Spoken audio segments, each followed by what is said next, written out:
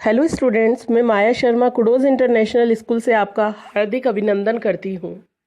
बच्चों, आज हम पढ़ेंगे कक्षा 8 का पाठ पानी की कहानी, जिसके लेखक हैं रामचंद्र तिवारी।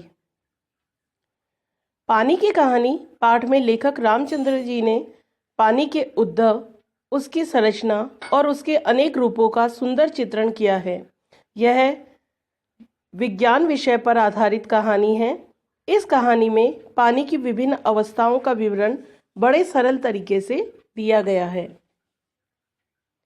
पानी की कहानी में लेखक ने प्रयास किया है कि कहानी के माध्यम से बच्चों को पानी के विषय में संपूर्ण और सही जानकारी उपलब्ध कराई जा सके।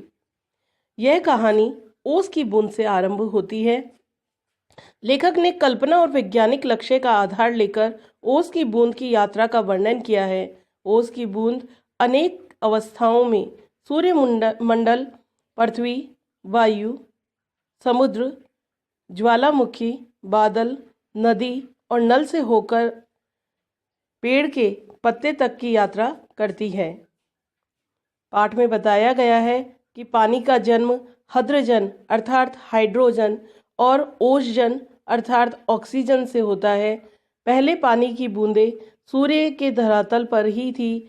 एक बार प्रचंड प्रकाश पिंड जो सूर्य से लाखों गुना बड़ा था, सूर्य के समक्ष आ गया।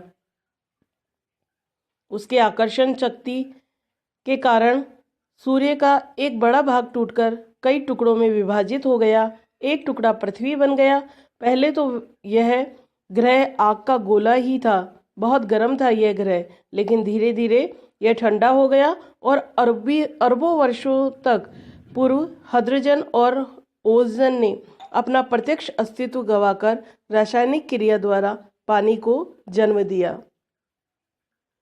वह अर्थात ओस की बूंद स्वयं को बचाने के लिए लेखक से सहायता मांगती है। लेखक के द्वारा उसके विषय में अनेक प्रश्न पूछे जाते हैं। वह उसकी जिज्ञासा को शांत करने के लिए अपने विषय में बताना आरंभ करती है।